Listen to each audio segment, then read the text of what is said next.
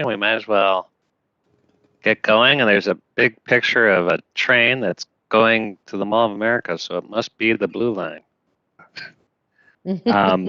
Welcome, everybody. I'm calling this meeting of the CMC, the Corridor Management Committee, April 8th. Call it to order. Just a couple of little housekeeping reminders. We are being recorded by Met Council, and it is available for viewing once we post it. And then, of course, by the governor's order, this is a virtual meeting for the safety of all of our community members. If you have any questions, and if you're tuning in from the public, and you would like to or have any concerns or any comments or any thoughts, please email Sophia Ginis. That's sophia.ginis@metrotransit.org. And if you do that, you have until another week, until Friday, April 16th, and those comments and questions will be compiled and posted on the website. And also a reminder that the meeting handouts, all the presentations, are also going to be posted at the website, which is bluelineext.org. So just as a way of making sure we have a quorum and seeing who's in the room, why don't I call out by organization, and everybody can introduce themselves. And maybe I'll start by calling out if there are any Met Council members there. I'll start with myself, Charlie Zelle, Chair. Any other council members in the room?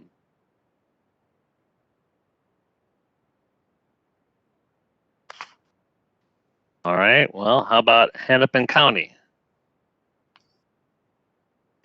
Good afternoon, everyone. Irene Fernando's here, Hennepin County Commissioner, District 2. Hi, Irene. Brooklyn Park.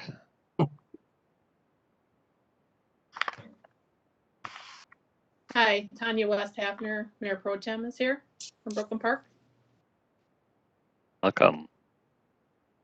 Crystal. Hi, Jim Adams, Mayor of Crystal. Mayor. Hey, Robbinsdale. This is Ely Farhat on behalf of Commissioner Green. Oh, lovely. Thank you. Thank you. And Chair Zelle, this is Jeff Lunny, County Commissioner, District 1. Sorry. Great. Thanks, Jeff. I know you got meetings back to back, so we were going to come back to you. Robbinsdale. Bill Blonigan, Mayor of Robbinsdale. Thanks for inviting us. Great. Welcome. Golden Valley. Good afternoon, Mr. Chair and members. Shep Harris, Golden Valley Mayor. Shep. And I'm Jillian Rosenquist, Golden Valley City Council, and Mayor Harris's alternate. Jillian. All right, Minneapolis. Good afternoon, Chair. Abdi Salam, Mayor Fry's alternate. Abdi. Any other? Everyone, Philippe Cunningham, council member for the 4th Ward, just here in support of the work. Thanks. Welcome, Philippe. Brooklyn Center. Good afternoon. Good afternoon, everyone. This is Mayor Elliott, Brooklyn Center. Mayor. New Hope. Kathy Hemken, the Mayor of New Hope. Thanks for having me. Kathy. Maple Grove. Mike Opatz is aboard. Staff for City of Maple Grove, alternate for Mayor Mark Stephenson. Hey, thanks, Mike. Osseo. Hi, Alicia Vickerman, council member in Osseo, non-voting member. All right. The Minneapolis Park Board. Meyer, Commissioner for District 1. Welcome. The Blue Line Coalition. Hi, Nicole Bueller for the Blue Line Coalition. All right. Community Advisory Committee. Hi, this is Jason Greenberg, one of the co-chairs for the CAC. Welcome. And how about the BAC? I know we're going to have Business Advisory Committee. Felicia Perry, one of the co-chairs of the Business Advisory Committee. Mike Steinhauser, also co-chair, Business Advisory Committee. Welcome, Alicia, Mike. How about the MAC, the Metropolitan Airports Commission? Good afternoon, everyone. Bridget Reef, Vice President for Planning and Development with MAC. Great. And MnDOT? Mike Barnes, MnDOT's Metro District Engineer. All right, Mike, thanks for being here. And Metro Transit. All right, well, I know where they live, so we can speak for them. That's great. So we have a good turnout. Welcome, everybody. We'll move on to the what we're calling the meeting summary, which should have been sent out in advance. That's the April 4th, really the minutes. If there are any edits or any concerns, otherwise I'd entertain a motion to approve. Jim Adams moves approval. Thank you. All right, is there a second? Mike Elliott, second. Thank you, Mayor. All right, I think we're going to have a quick roll call. Dawn, can you handle that?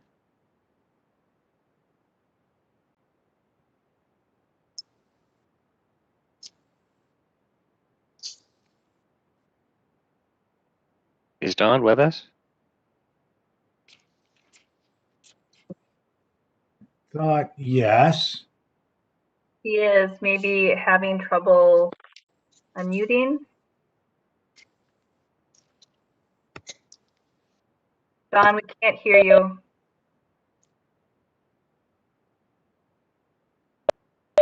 I don't know. Sophia, do you want to pitch in for that?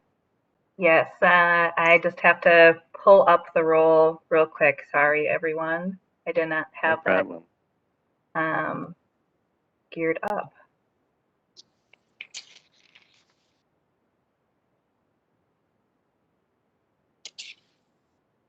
And of course, my network is not letting me in. We'll wing it a little bit. So maybe I can do it by district. So Hennepin County. Fernando votes aye. Lundy votes aye.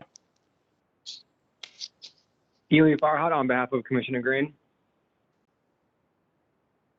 Brooklyn Park. Mayor Pro Tem Tanya West Hafner votes aye. Crystal. Jim Adams votes aye. Robbinsdale. Mayor Blonigan votes aye. City of Minneapolis. Abdisala votes aye. Minneapolis Park Board. Meyer, aye. MAC.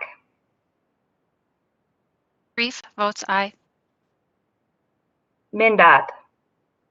Mike Barnes votes aye. BAC. Jason Greenberg votes aye. Skip Shep. Golden Valley. Ironically, Golden Valley Mayor Shep Harris votes aye. Not intentional. Not intentional. And of course, your face reminded me going off. Just a fellow resident of ours ironically forgot her own city. That's all. It It right happens. behind me. Let's see. And our Met Council members. Councilmember Chavez votes aye. Robert Lilligren votes aye. And Chair Zelle votes aye. And I don't believe Wes is on yet to vote for Metro Transit, but in case he is.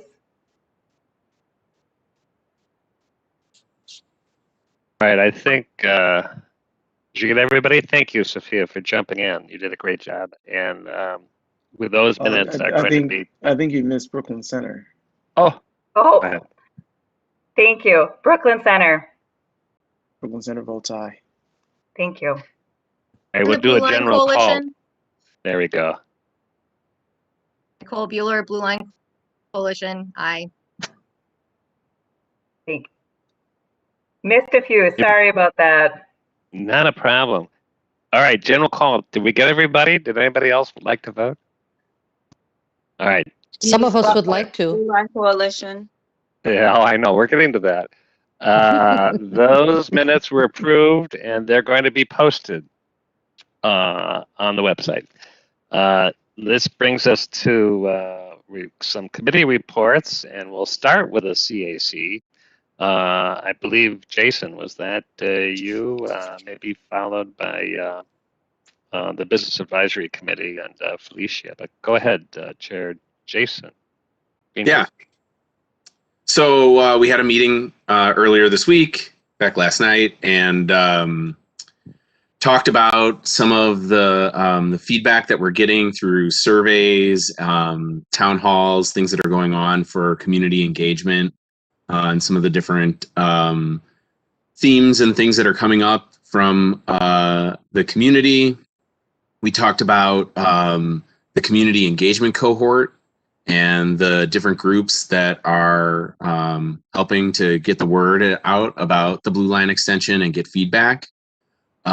We also talked a lot about communities in place and supporting communities in place.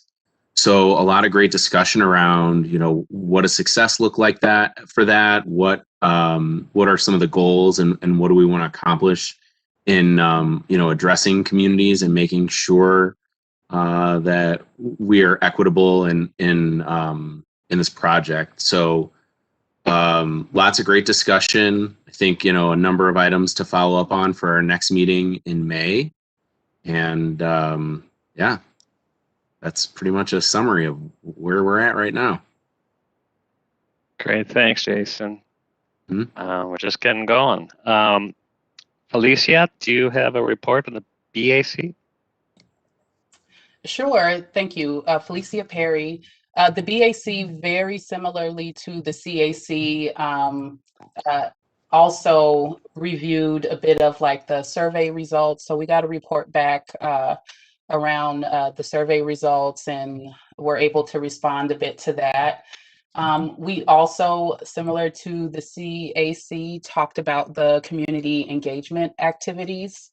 And so I think part of where, BAC is really wanting to, my organization is different because we're part of the engagement cohort, but being able to connect with the engagement folks is great. We were able to get a list of who is a part of that, as well as the other committees, to kind of wrap all of our heads around all the other things that are going on around this project. So I think that was really helpful for us.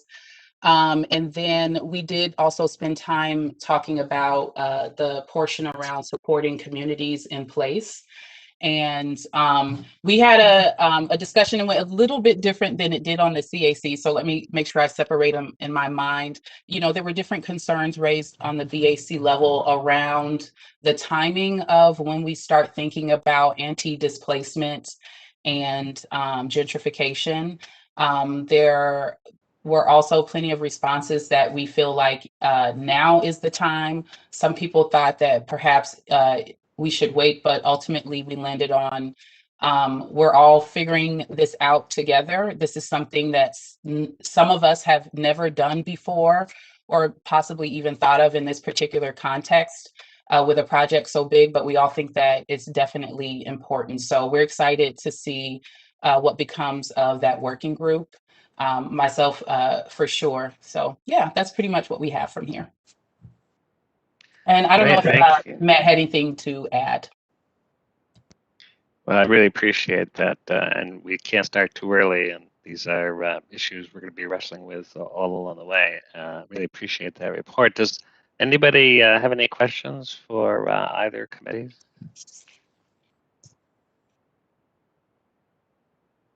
Chair, this is Mayor Elliott, I just want to support the report and also underscore the report's your comments around the need to start now and to start as early as we can because we know that the wheels already probably are already in motion in terms of speculation on property along the line, and that's only going to increase as we get closer to defining a new alignment. Well said. Thank you, Mayor. If there are not any more questions, we'll move on to a discussion about our corridor management committee membership. I promised a number of times that we should have this as an agenda item and to kind of talk it through both the review and kind of see where we stand. I thought I'd maybe just give a little bit of background and then have an opportunity for us to answer questions and have a conversation. First off, just to remind everybody, as a way of background, the whole purpose of the CMC is as an advisory group, particularly on the design and the construction, but many other issues that come as we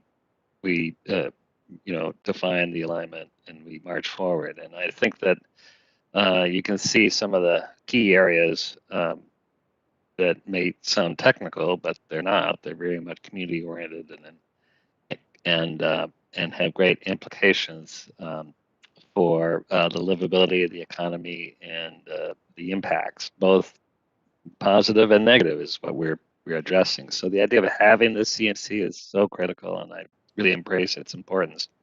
It has been a commitment, certainly of mine, to get as many people in the room at the table to be heard and to listen because we're kind of all doing this together. And we know that this corridor is much larger than just a line on a map. It is all the communities that are adjacent, and depending on how you look at it, we've been more inclusive, I think, than exclusive.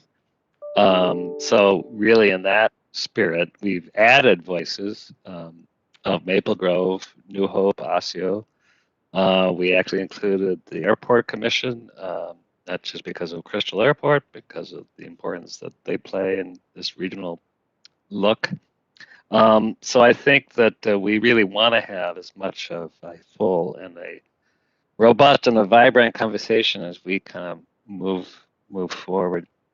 Having said that, there's certainly issues associated with project activities which belong to, once we have a permanent alignment, to those jurisdictions, those municipalities that actually have to take hard votes to allow for municipal consent and actually have to go through the process, which will become more formal, certainly in this project. So that is kind of the background. I just kind of want to at least open up the issue. I think, as I understand it, is we're here in the room.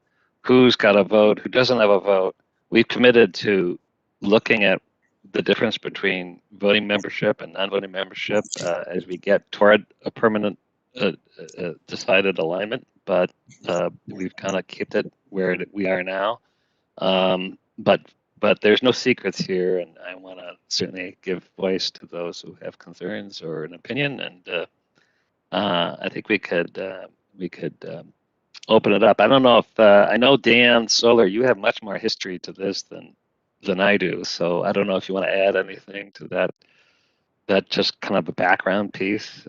Well, I mean, I think, Chair, just in general, the previous CMCs that were part of previous projects had member communities, cities, municipalities, member communities that had that the line was part of. That was how it was established. So when we did Central Corridor, St. Paul and Minneapolis were both voting member communities on the CMC. When we formed the Blue Line Extension Corridor Management Committee, we had included Minneapolis, Golden Valley, Robbinsdale, Crystal, and Brooklyn Park. Those 5 cities were voting members on, they all had parts of the alignment, they all had station areas, they all had parts of that. And I mean, the background escapes me a little bit, but at one point early on in the formation, in the early part of the formation of the Corridor Management Committee after 2015 for Blue Line Extension, a request was made and a decision was agreed to bring in and have Brooklyn Center be part of the Corridor Management Committee as a member, and we did that. And that was a decision by the chair and the Corridor Management Committee at that time to bring Brooklyn Center in as a voting member. We did that, and that's been the case ever since.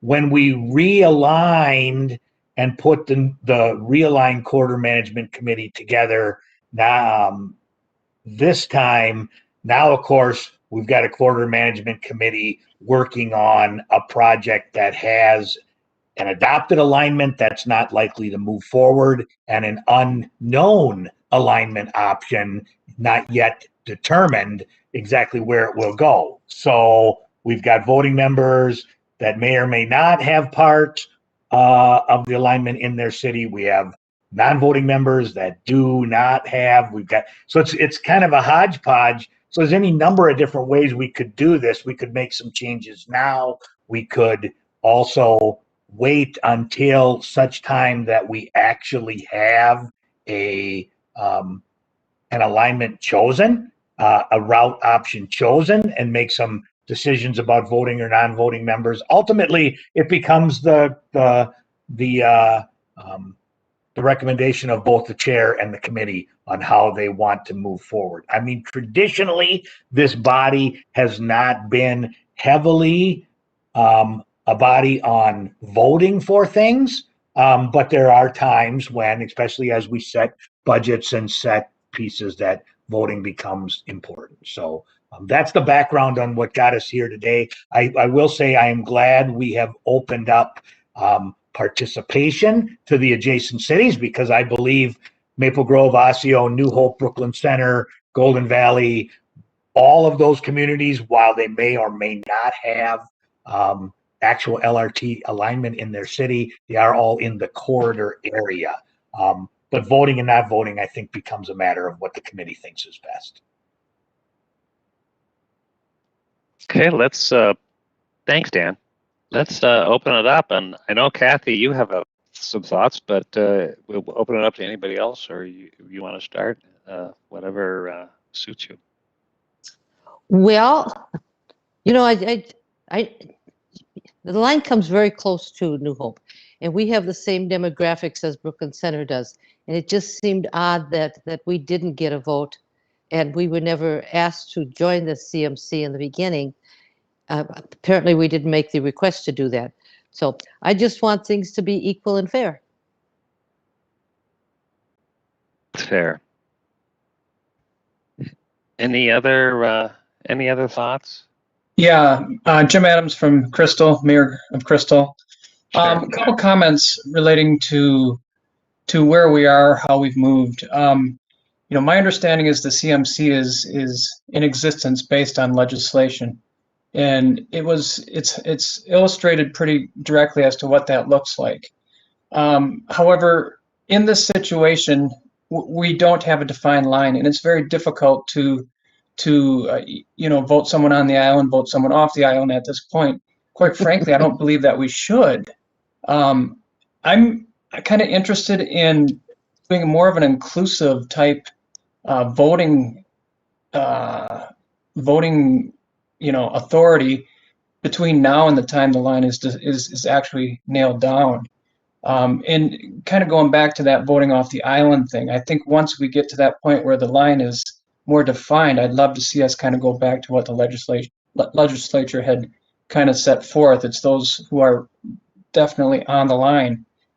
We've had some experiences in the CMC with the old alignment where voting was very, very loose, and there were votes that were substantial, for Crystal especially, and there were people who literally weren't members voting.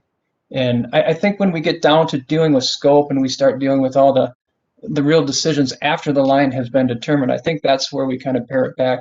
And we don't make it about popularity. We make it about kind of what the legislature kind of set out. But at this point in the game, I don't feel comfortable trying to restrict. Just throwing that on the table. That's really well stated. Thank you, Mayor. Anybody else want to express an opinion?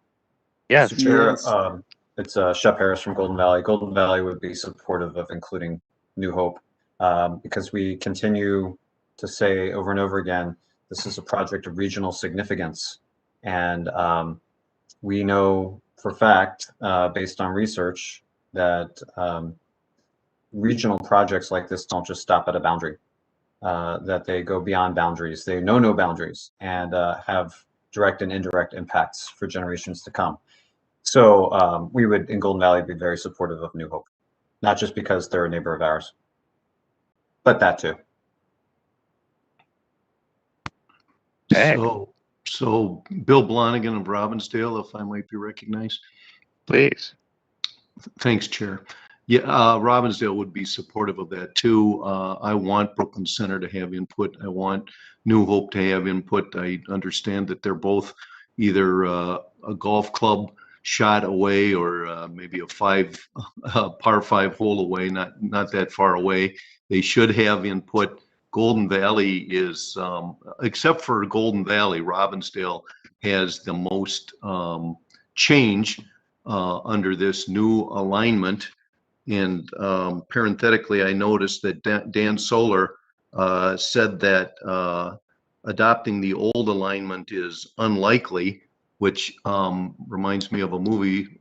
So you're saying there's a chance, but getting back to the main part of it, I would be supportive of New Hope, and we're a advisory committee. So if it ends up that there's some vote at the end that's 10-10, or had New Hope not been there, it would have been 10-9.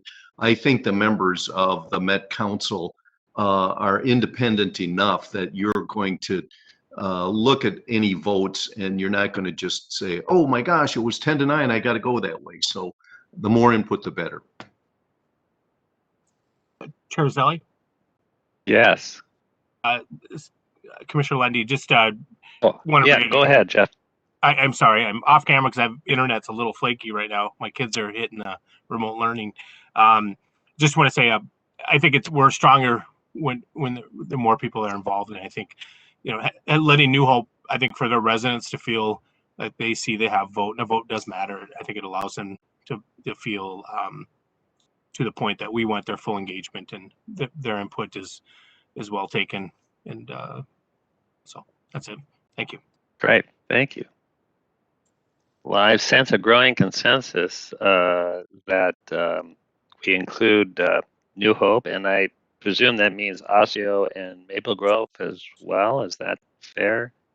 Chair Zelle, this is Alicia Vickerman from Osseo. I wouldn't mind giving some input as well. Well, your voice matters. It is a little bit of a piggyback. This being a regional project, we all have interest in some way. I know for Osseo, we kind of want to minimize our boundary and kind of being able to get to this once we do have a more defined line. So, if it was possible to open it up, we'd like to be included as much as we can. We have a lot of interest in this as well, even though it might not be going through our little pocket here. Thank you. Chair. Thank you. Chair Zelle, this is Mayor Elliott. Yes, Mayor, go ahead. All right. I Thank you for the time. I just want to speak up in on behalf of Brooklyn Center. I know that the line didn't quite go through. Brooklyn Center came really close. From our perspective, I think one of the significant pieces of information to consider about Brooklyn Center is that we currently have the region's transit hub, and in our city, I believe we have the number 1 and 2 either original onboarding or transfers second only to the Mall of America. And so Brooklyn Center plays a significant role already in transit for the north here. And so I think one of the reasons why, and again, I wasn't there, but I think one of the reasons why Brooklyn Center was at the table was because there had to be serious consideration given to how that regional transit hub would connect to the line. And that is incredibly important. And in fact, in doing so, in connecting that regional transit hub to the line would potentially require some decisions to be made here in our city connected to the Blue Line as well. So I want to keep that in mind. And Mayor Hemken stated that we have the same demographics. Mayor Hemken, I love you, but I don't think we do. We have a community. I mean, Mayor Hemken has a very diverse community. We share a lot of the same populations, quite honestly. We just have some 60+% BIPOC people in our community here that are really heavily transit dependent. I think all of our communities are transit dependent, but I think Brooklyn Center more so than probably any other community, save for, let's say, parts of North Minneapolis that's on the call here. So I think that's important to keep in mind as well. And as we're having the discussion around, who's at the decision-making table, I think our community does reflect in our leadership at the table here, I think some perspective that may not have been at the table before. And I want to be careful in how I say that because we all represent our communities. But it should be kept in mind as well in terms of just how diverse this northern Hennepin County area is, and making sure that we have also that type of diversity in the decision-making table, because that's going to enrich the decisions we make ultimately for our region. Thank you, Chair. Thank you, Mayor. Excuse me, Chair Zelle, Denise Butler coming in here. Oh, please. Representing the Blue Line Coalition, currently employed at Acer. And so I kind of wanted to piggyback on some of what Mayor Elliott just shared here and why we are even a part of this conversation, we being the BLC, and getting the 2 representatives that we have as a voting body. It was advocacy on our part to be at this table because we saw the importance, and us being at this table was a historical win, because traditionally we have not been a part of such a transit table, communities of color. And then so as we asked for cities that weren't at the table to come and join the conversation now, you got to put it out there that I believe sometimes the leadership, maybe past, previous, did not choose to be because they didn't see the benefits or opportunities. And now we fast forward, these voices are coming to the table because they see the benefits and opportunity. And I'm all for having voices at the table. That's what we advocate for every day. But just to notice that we don't have a lot of BIPOC leadership at this table representing our community. And so we want to be mindful of that new folks are not going to come and kind of undo what we have fought to do and establish here by being a part of this table. So just wanted to take that into consideration as we advocate for what this new alignment could be, or the possibility of keeping the existing alignment as well, moving forward. And so as I'm open to having more voices at the table, I'm also being cautious of the leadership that is coming to the table and how diverse that leadership is in their representation. Okay, thank you for that perspective. Chair Zelle, it's Mike Opatz for Maple Grove. Hey, Mike, I was waiting to hear from you. Good, go ahead. Yeah. Unfortunately, Mayor Stephenson could not join the meeting today, but with this discussion, I assume that the city would welcome Maple Grove being a voting member as well, because as we are certainly within the project's influence, and I think a recent big data study showed that the Maple Grove shopping area was a top 5 destination point of interest of all of the Twin Cities. And we have some really strong housing and job growth in the area. So I think we certainly would welcome being a voting member as well. So we would appreciate that option and opportunity. Thank you. Thank you for that perspective. Does anybody have anything else to add? Because I would just summarize, I think we've got a growing interest that we be more inclusive during this period of time in defining the alignment. It'd be one thing if we had one and then we could point to the legislative guidance, but at this point, really bringing in these 3 cities as voting members, at least during this period of time until we define the alignment and the next the route and the next this year, and then we reevaluate the voting nature is kind of what I heard. And if that's true, is there anybody would like to make a motion that we make that change? Commissioner Lundy would make the motion. Do we make that change? Thank you, Jeff. Mayor Adams, second. Okay, Mayor Adams, second. Any further discussion on this? And again, I'm sorry. Yep. Could you, Chair Zelle, could you state what exactly the motion is that we've put on the table? I'm not sure what that motion is. Is there some way to have it written and put on the screen for people to review the motion? Sure. Maybe while I can ask Sophia or Dawn to actually write out, which is the motion, as I understand it, is to make a shift in the membership to expand the voting members by 3 additional communities, the city of Maple Grove, the city of New Hope, and the city of Osseo. And that they would be included as voting members. That's not to preclude that we would add additional non-voting members, but we would have that at least during this period of time until the alignment, the route is defined. And then we would reevaluate the voting membership.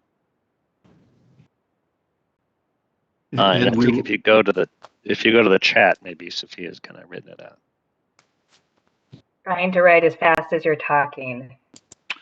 So the motion should also direct the staff to do whatever is necessary in the bylaws or whatever documents we have to amend them to so reflect that motion. And Commissioner Lundy, who made the motion, would undoubtedly accept that as a friendly amendment that we would direct staff to make whatever. Yeah, thank you, Jeff. Thank you. Okay, I know that Sophia is writing, but any other discussion, question about what it is that we're going to be voting on to expand the voters during this period of time? Chair Zelle, this is Mayor Elliott. Yeah, go ahead, Mayor. Okay, I support the motion. You know, I have thought that New Hope should be at the table. I do want also to have a look at how we can, look at the leadership also in terms of balancing equity and representation of the region and who's at the table. So, Chair, I would request that maybe staff takes a look at that and maybe ask some of our advocates and representatives that are been part of this process to also look at that, because ultimately that will have an impact on some of the issues, very weighty issues that we're considering, such as, how to stave off displacement in the region. And so I would just ask that we take a look at that question as well. Okay, the question is about, thank you, Mayor. And I think everybody heard what you're describing. Are we having the true representation, the BIPOC representation of leadership as we are making important decisions and fleshing these issues out? It's fair. Okay, are we ready to call the roll for a vote on what was? I have one more question. This is from Councilmember Chambliss, Met Council. Go ahead. Go ahead, Riva. I'm just thinking that we might need some more clarification on the reason for adding the non-voting members, so that it's clear when we have to revisit this again. Are we setting a precedent? I just want it to be really clear, because if there are other non-voting members that want to get added, what are we using as the rationale? I mean, to be inclusive, obviously, is what we're saying, but it's just wanted to get more clarification on the reason for the change and getting that documented.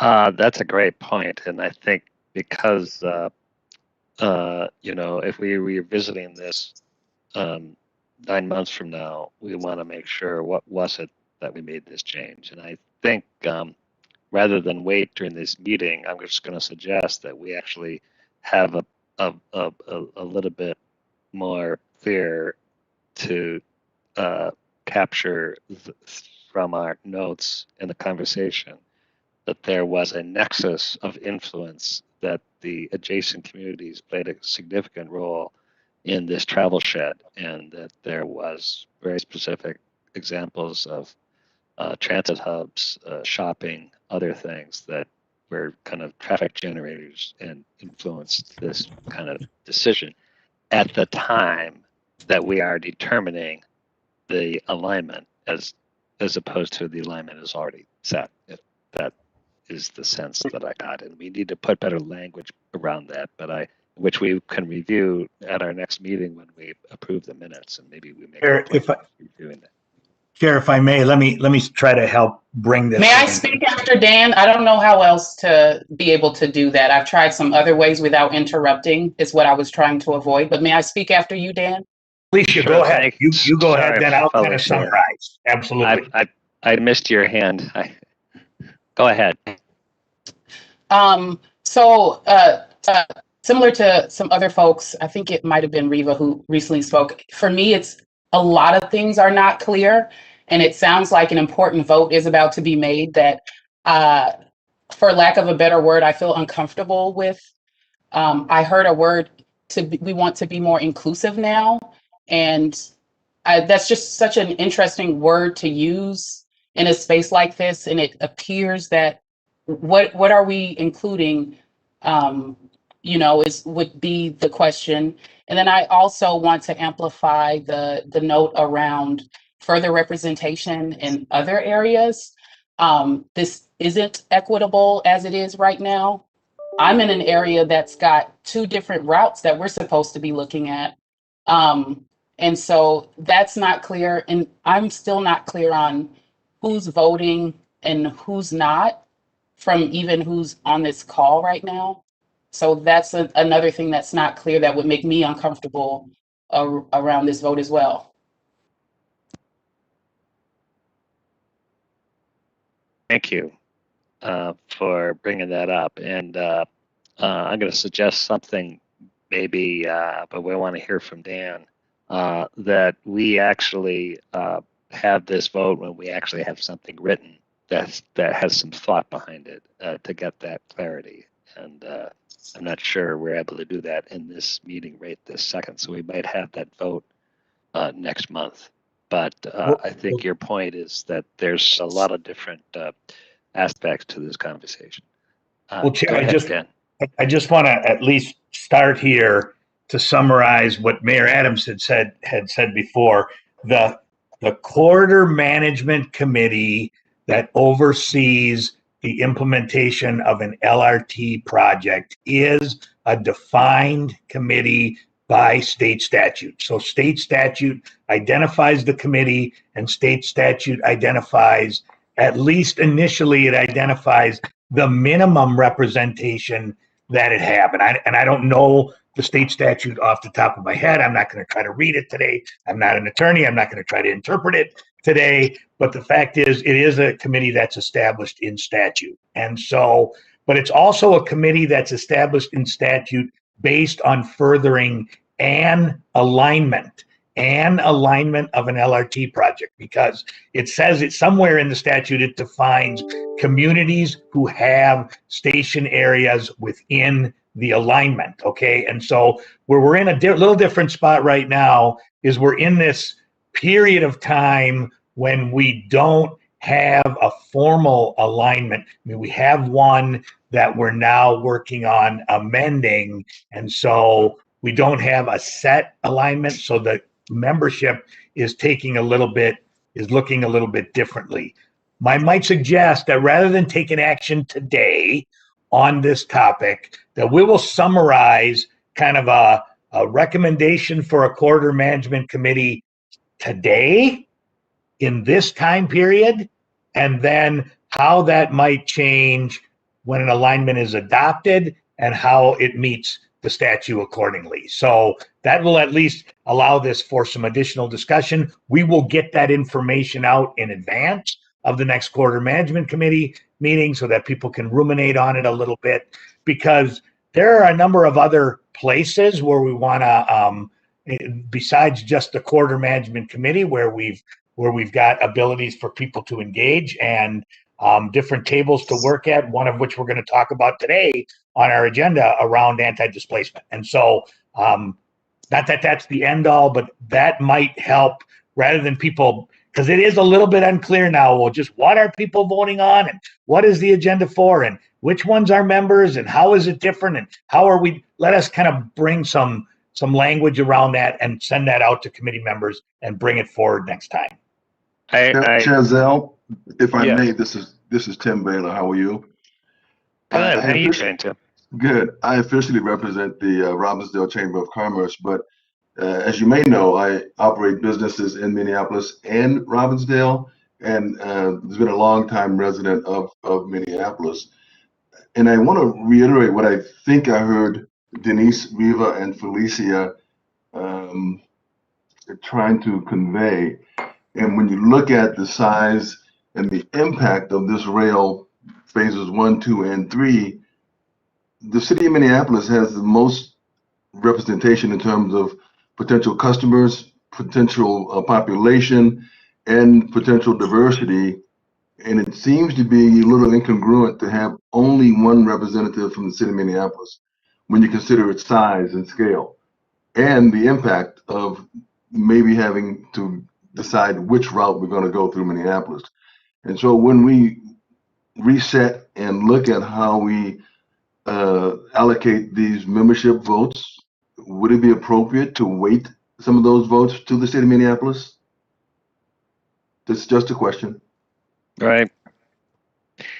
Well, and thank you for that, perspective. And I think that actually gives some credence to Dan's suggestion that this isn't a simple vote to add 3 that we want to include, but it's a precedent, and it also opens up a lot of other concerns regarding representation. So if the membership is comfortable, I'm going to suggest we table this vote until next time and wait for actual explicit language and a little deeper kind of consideration of some of these issues, and that the staff will come with a recommendation, well in advance, so that we can kind of think about it and maybe even give input before the next meeting, and then we'll take it up as an agenda item after we have something new, a recommendation to actually look at. Is there a sense that that would be acceptable? Yes. Yes. I would go by the people who made the motion if they're willing to do that. The motioner is fine. I think the best way to do is withdraw the motion and let the staff report come back and then do a motion off of that. So Commissioner Lundy would withdraw his motion. Like that would be the easiest way to do it. Thank you, Commissioner. This is where good elected parliamentarians will help me here. But you have withdrawn, and I. Second agrees. Second agrees. There you go. So the motion is off the table, and we're gonna come with some clarity. We've gathered a lot of really kind of good comments and considerations, and I think we're going to ask for staff to wrestle with that. And if those who have additional thoughts, feel free to contact me or Dan or Sam when she's back. I'm sorry she couldn't be here today. And then we will be able to pick this up with some better understanding about what it is we're voting on. We got a good sense, but I think you're right. The devil's in the details, so let's get it right. Thanks, everybody, for this really good conversation, and I'm glad we had time on the agenda to kind of spend enough time to, get it right. All right. Well, I want to get into really important work on the community engagement activities. So, if everybody's okay, let's jump to the next agenda item, and that's where Sophia, Ginis, and Joan Vanhala was going to give us some, feedback that we've been hearing and what we've received about route options. And I'll turn that over to you. Go ahead, Sophia. Thank you, Chair. Today, I just want to give a little update to the committee on what we are hearing so far, also recognizing that we are still in a very active engagement phase, and we're hoping to hear from many others as we get deeper into our work. So as we heard kind of from our co-chairs early in the agenda, we've been talking to our advisory committees both about the route options as well as our later agenda item about getting the anti-displacement table together. We had 3 town hall meetings, and we're over about 150 people attended, and we had some really great discussion. Most of the meeting was discussion. And we're starting to get into having those more community and business stakeholder check-ins, kind of the smaller group or even big group reaching additional people. We have an interactive map. I'll show a picture of that in a second, which has over 200 comments. People are able to reply to each other. Some folks are making multiple comments, such as desired station areas or issues or opportunities that they're identifying. When I put the slide together, we had received about 700 comments on the survey. We are getting closer to 800 and want to get probably triple that number before it closes. We've also been receiving just general comments online from folks, about 20 plus comments coming in officially and then many more folks reaching out just to talk about the project, ask very specific questions. Been having a lot of conversations with folks that want to get into the project details, both specific to their area as well as overall desires. So from all of these activities, if you want to kind of get into some of these and see this more, the interactive map, these are all public comments that you can click into. So from all of these activities, there's certain themes that are emerging that we just want to highlight quickly for all of you today, and I'm sure we'll hear more as the month or so goes on.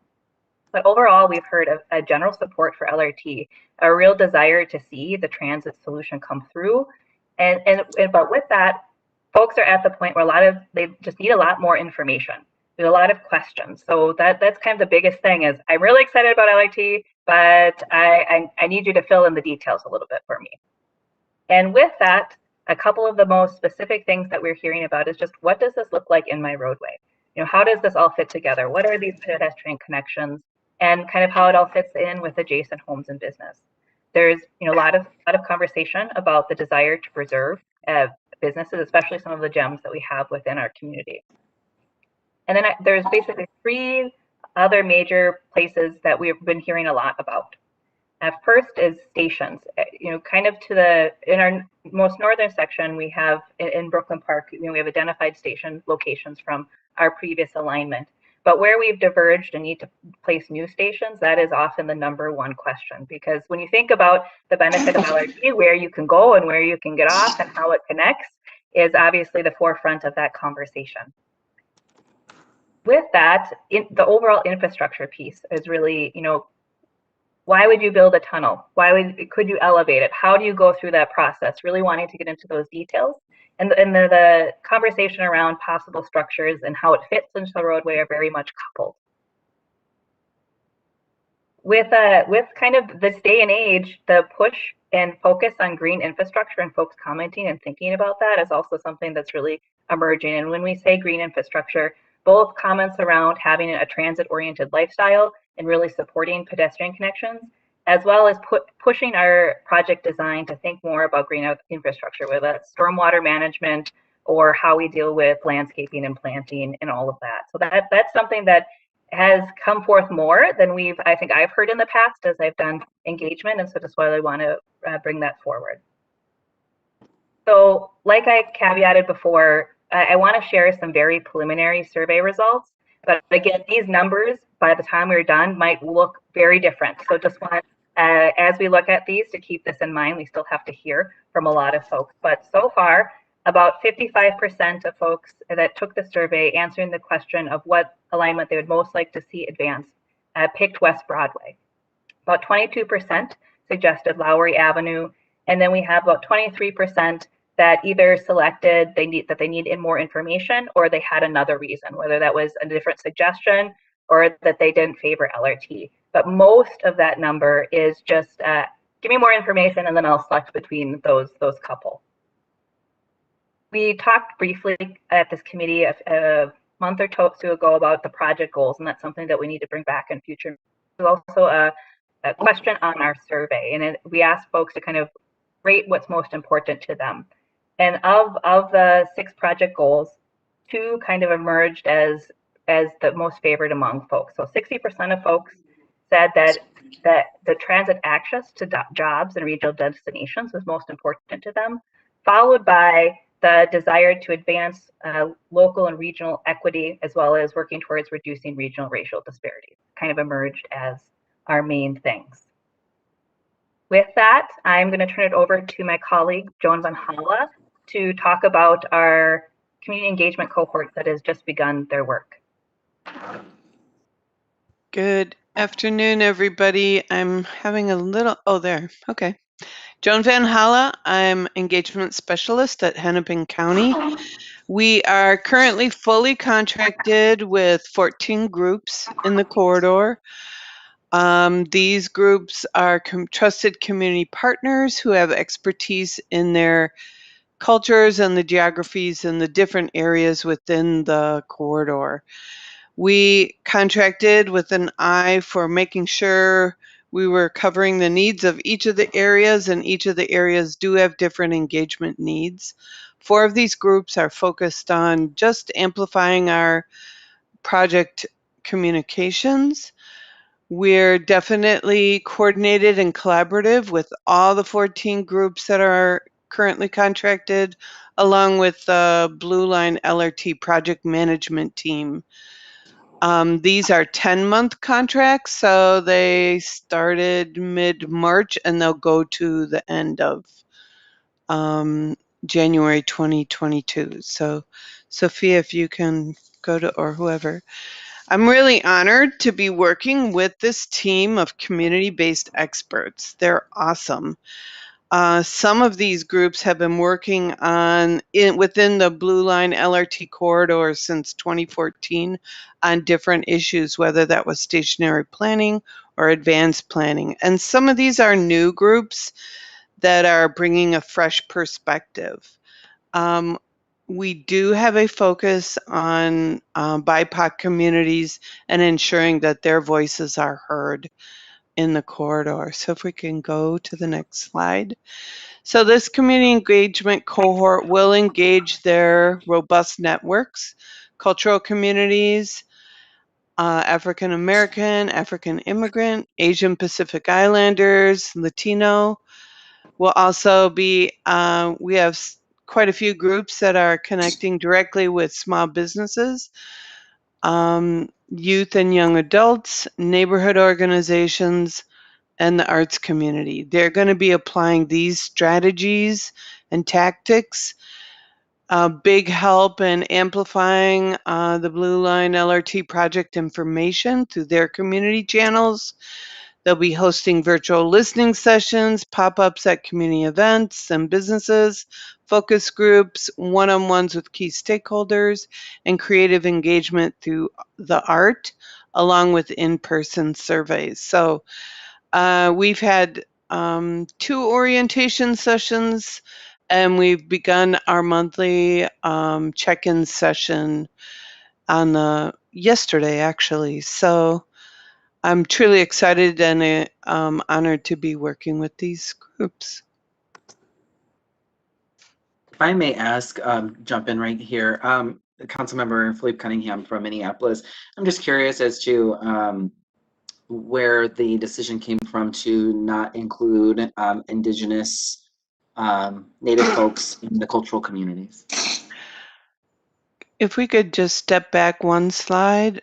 It wasn't an intentional exclusion of Indigenous peoples. I know that there is a really active American Indian education program in the Osseo School District. We had an open RFP process where we had, and then we selected from that. The proposal evaluators felt that there was a need to fill in a gap with neighborhood groups, especially in North Minneapolis. So that's how we ended up, actually one slide more back, that's how we ended up with this current cohort. This list and these groups doesn't mean that we're not going to be reaching out to all residents in the corridor. And Councilmember Cunningham, if you in your office has some direct contacts to Indigenous organizations that we should be sure to be connecting with within the Blue Line LRT corridor, we want to hear about that. We also have a full complement of project staff who do engagement, like myself, Sophia, along with communication staff. And so we're fully committed to providing comprehensive engagement for this year and beyond. Great, thank you so much. I appreciate that additional information, and we're happy to follow up with recommendations. Thank you. Super, thanks. Thank you for that. And part of our next steps as well is to identify the geographies and gaps that we need to have a fully inclusive conversation. Another example was one that was brought up at our CAC of this being very intentional about reaching out to folks that have disabilities in various forms. So that is definitely the charge of the engagement team as we move forward in our work. And we do appreciate the connections and suggestions as well as we dive into the stakeholders that we need to connect with. Kind of also with our next steps is really to have a lot of more indirect or direct conversations with various groups and work with the project team. We're starting to hear a lot. We also need to be responsive to it. And so that is part of our charge as we move forward in the next month. And with that, that is our engagement update. Thank you, Sophia. Thank you, Joan. this is really great work, and I know we have so much more to do, but we're off to a good start. Any questions from the committee for this work? So I just wanted to call out really quickly just some conversations that came up in the CAC last night. As far as like general themes and feedback, I think the CAC did have a conversation around safety also being a major theme that we're all hearing feedback on, and wanting more information on that. And then we did talk a little bit about there's great work going on as far as the community engagement cohort. And so we definitely appreciate that, but a lack of designated focus in area 2 also came up. Okay. Good. Any other thoughts before we move on? Zelle, Go ahead. just real quickly, how would staff like to be kept abreast of, like, I know Commissioner Fernando and I are doing smaller engagements, driveway engagements, things that will fall underneath engagement but may not be part of this structured.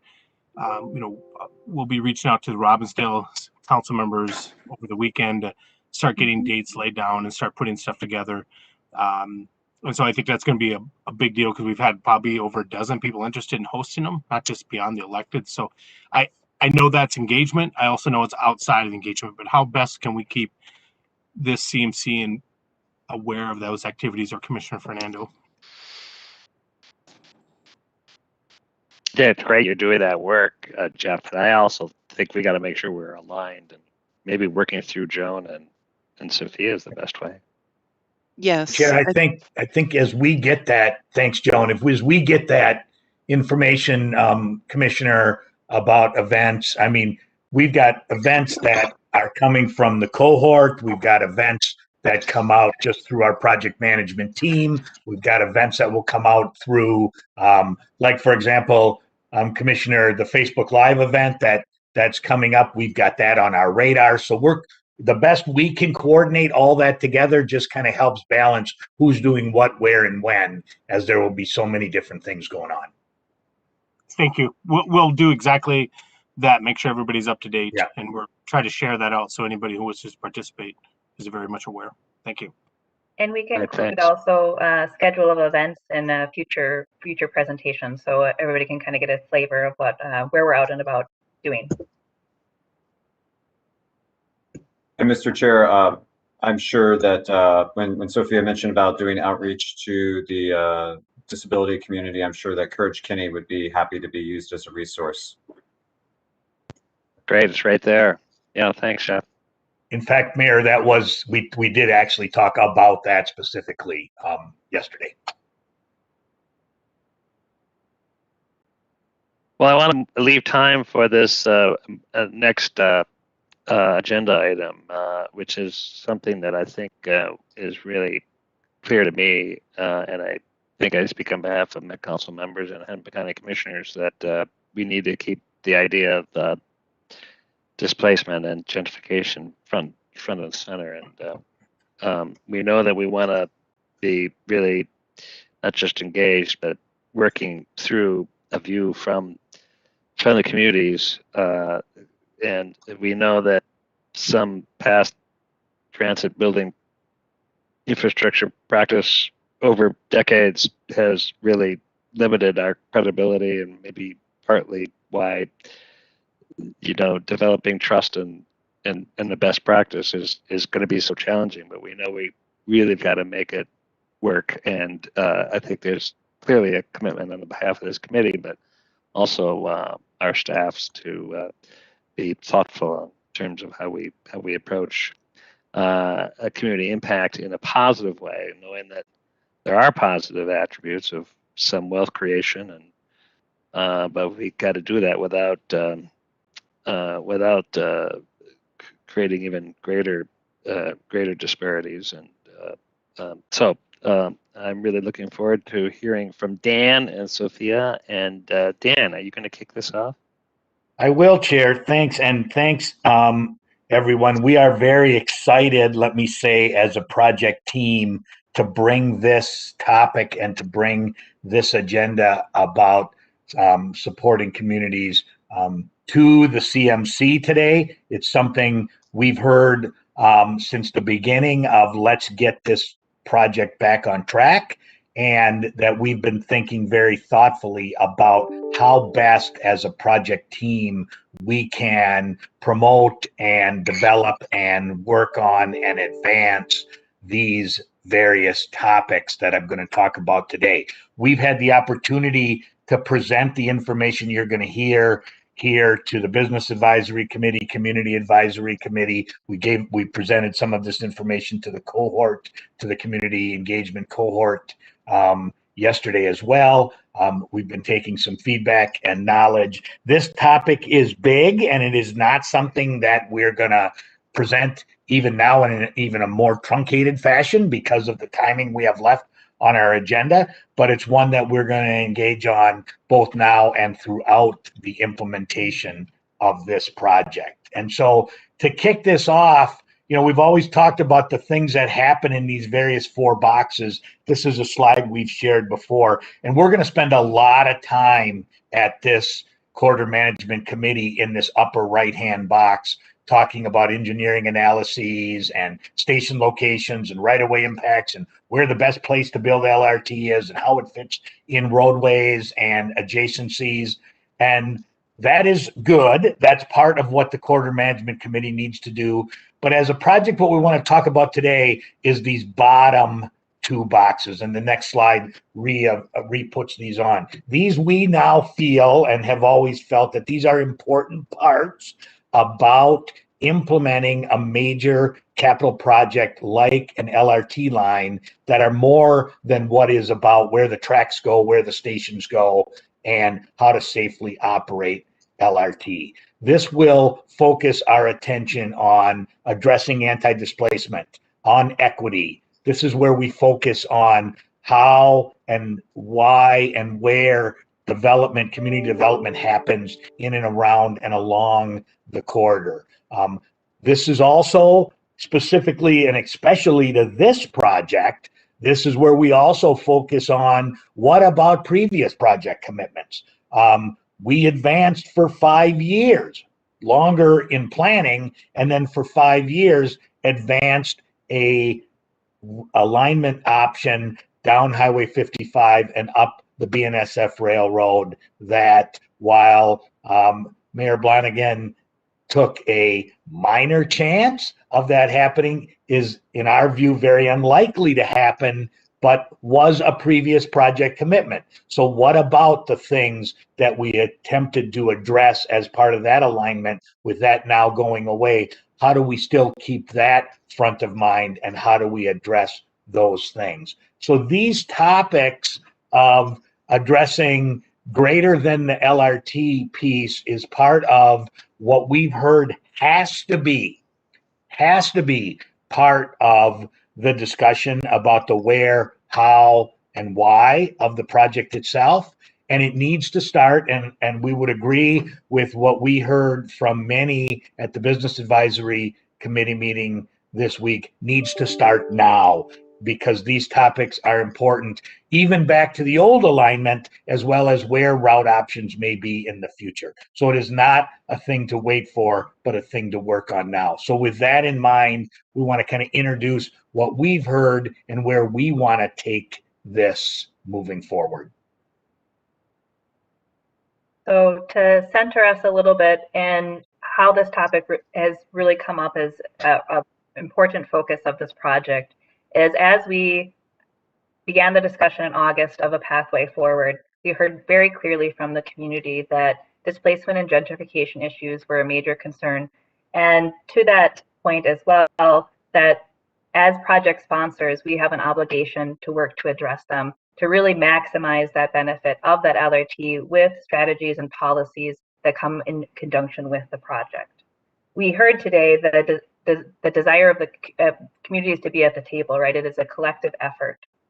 And with the previous alignment, investments remain. We also know that there's a lot of vibrancy in our communities and wanting to celebrate that with the work that we do. as well as expanding wealth and opportunities, and making sure that we're not just admiring the problem, that we're coming up with solutions and implementing them now and in the future. Dan, back to Dan for a second.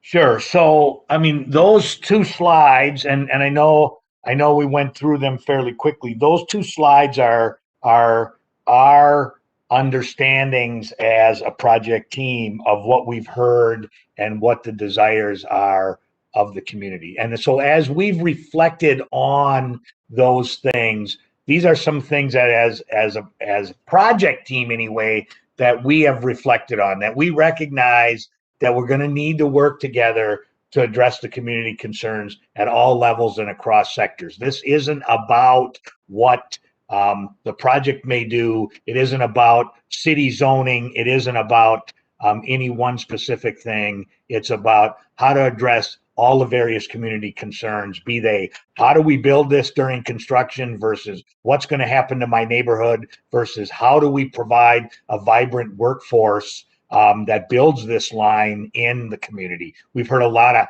really good things that came out of the business and community advisory committees over the last few days. We recognize that even just talking about this raises concerns over trust. Trust has been a huge issue in the past. What about past trauma that's happened? There is recognizable that transportation projects in the past have not only, in some cases, not brought the benefits desired, but actually brought the negatives and too many negatives. And so there is concern about that. And then do we have the sustainability? Are we willing to carry this through? Are we going to just bring this up to talk about it at a couple meetings and not follow through? All those are concerns that just talking about this project brings up and that I've heard from community members many times. We also recognize that there is no one size fits all thing, that there's a lot of different tools and the communities along this line, and even inside of communities, even individual neighborhoods along the line are different. And what might work in one area might not work in another. And how we provide, sustainable, equitable investments in one part of this alignment area may be different. So we need to recognize and have that tools are wide ranging and may be different in different parts of the area. On the next piece, we also realize that we need, and we are going to make as a project team, a commitment to address this. We recognize that there's a lot of community, there's a lot of voices that need a role here, from community groups, nonprofits, philanthropy, private entities. What can developers bring? What can financial entities bring to help address pieces in this space? There's short-term needs, there's long-term needs. How do we identify resources? There are things the project may be able to fund. There are things the project may be ineligible to fund. So how can we find resources at city levels, county levels, nonprofit entities, through philanthropy to help address the issues here? How do we tackle some of those? And how do we take actions that are tangible and measurable? We are not talking about putting together a group that studies the topic of gentrification or displacement associated with LRT. We want to bring together a working group that develops recommendations and solutions and tangible issues that we can bring forward on this element. Chair, I see Commissioner Fernando had a note in the chat and she has a comment. Go ahead, Irene. Thank you. So I really appreciate how this topic has been brought forward. So thanks to the project team. A couple of considerations just for transparency for the CMC. When I saw the agenda for the anti-displacement team, I hope that the project office is willing to consider that an issue identification table might be different than the solution creating table. I'll be more specific. When marginalized identities are expressing marginalization, where working class families families who have been negatively impacted by policies for decades or centuries. I've been around these tables before where we express these harms that have occurred, and then they put us on a table for a month and say, well, you figure out how to fix it. And so these harms have been perpetrated onto communities. And so how are we positioning for success the feedback, and at times the painful feedback that is coming in with some with what needs to be corrected. So I have been around tables where I felt that I was kind of pre-negotiating or diluting my position because I had to express my feedback while also coming up with the practical solution that should be implemented. And so I hope we have a little bit of space, especially since we don't have a uniform definition on anti-displacement. There's not a uniform definition on how gentrification is impacting each and every one of these communities. That has very, very, very meaningful, very, very important concerns that can and should and deserve to be addressed via this project.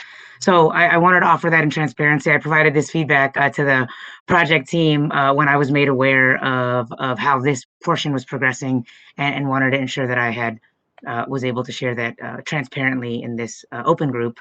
And again, thrilled to see how this topic comes back in future CMCs. Thank you, Mr. Chair. Thank you for expressing that important insight. And Chair, thank you, Commissioner Fernando. And in fact, the next slide says exactly part of what you just identified, Commissioner, which is, one of the things is what displacement is, what gentrification is, what community benefits are different, and that there is no set definition. So that's going to be a different definition for different folks. So this is a discussion point for our agenda today.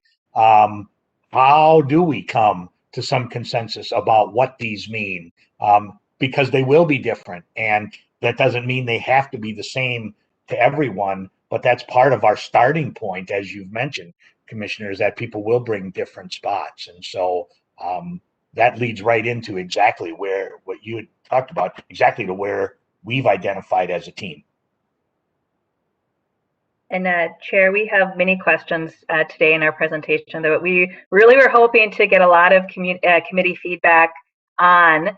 And so maybe if you're okay with the suggested use of time is just kind of laying those questions out to the committee, and then using what time we have, but then having a further discussion on them as we roll forward. Just because I have a feeling that there's a lot of robust conversation to have and not so many minutes. That's Sophia, a great suggestion. This is not meant to be, and just so we don't, I feel that I want to make sure we don't rush this and give this short shrift. This is an important topic that we did not envision completing, certainly at this CMC, and we are very much welcoming additional feedback on how this is, and in fact are even potentially suggesting that we may, Chair, like to suggest putting, after we kind of go through this, noticing a special CMC meeting in and of itself, just to engage in a discussion and feedback on these topics with committee members who may want to join in a less formal setting than this CMC meeting to discuss and engage on these topics. Well, I thank you, Dan. I think that's an excellent idea, because we only have a few minutes and we can't expect this is really just a beginning, not the place where we're going to resolve anything. And I think we have so much to learn. I'll speak for myself. I have so much to learn, and I think we want to get it right. And but we do have a few minutes. Thank you, so, Dan. Sophia, just walk through what we've got here, and then. Sounds good. So I'll try to do it a little quickly while also giving it the right time. So as we think about getting together next time, we want to spend a lot of time coming to our shared understanding and recognizing that what we mean, Commissioner Fernando already kind of laid that out, right? we want to work on building this table. So our overall goal is to establish this anti-displacement working group. We want to have multiple conversations both with you and our other advisory committees before we really get rolling. And a lot of the things that we're talking about will also come to them as well as they start to convene. So a couple tenets of that would be having a third-party facilitator, setting up a regular meeting schedule, tying back into our advisory committees, and really having a work plan. All things to talk about. And with that, we also really wanted to hear from all of you who would be that trusted facilitator. As we talked with BAC and CAC, there's both organizations, individuals within organizations that are known and trusted within the community. Part of getting to outcomes is really thinking about who can really help us further that mission in terms of philanthropic, nonprofit, private developments that can work at this table. And of course, we need very broad engagement on this topic. So it's kind of those circles as we build the plan and move forward. And also other public agencies. Obviously, many of you who are on this call today would want to sit at this table and anything beyond that. We want to talk a lot with you about what those initial actions would look like, how we define success, and other fundamental questions to our work. We already talked about coming back. So with that, Chair, I'll turn it back to you for our last few minutes. So hoping to have a much more robust conversation with the committee coming up. Chair, Thank you, before Sophia. Go ahead, if I Dan. could just add a few things. I feel we really, I feel we really, unfortunately, just due to factors of today, gave this. We spent at least an hour on each of these topics at the Business and Community Advisory Committees. We had a very robust discussion. And even then, even after spending all this time, both committees left with a, wow, this gives us a lot to think about. We want to come back and discuss this again at our next meeting and really present some answers to some of your questions and to some of this feedback. So what I want to leave this group with an understanding of is that as a project team, we are very committed to facilitating, putting together an anti-displacement working group made up of representatives suggested by our bodies and by our community associates to help really put together a robust group that can work on these. As Commissioner Fernando said, it may not be one table. It may be two tables. It may be three tables. It may be a combination of tables and subtables. It may be, we don't have all the answers to how this gets formed. We need help, but we have commitment. That's one thing we have. We have commitment and we have a desire to get our arms around what these topics are and how we can address them. So, Chair, my suggestion will be that between CMCs, between now and the May CMC, we find a time to put together an hour or a 90-minute working session on the topic of the anti-displacement working group, on these slides, on the questions on these slides, and to provide an opportunity for people to come visit with us, network with us as a project team, and let us hear your thoughts and ideas. Dan, thank you. Go ahead, Sophia. I just want to make sure you see that couple. There's hands up, just so in case you can't see that. No, I can't see that. I'm sorry. Councilmember Ellison has his hand up. Oh, go ahead, Councilmember Ellison. Thank you all for giving me a little bit of time here. Yeah, I think that this is a much needed discussion, and I'm glad that we're going to put together these tables, and so I'll wait for those tables to give my detailed opinions. But I did want to put out there that the University of Minnesota has done some studying around gentrification and has great definitions, and I think that we don't have to invent a definition, that we can have some grounding in a lot of the research that they've done there. And so I just wanted to put that out there so that folks know that, you know, researchers have put us in some good hands, and we don't have to start from scratch there.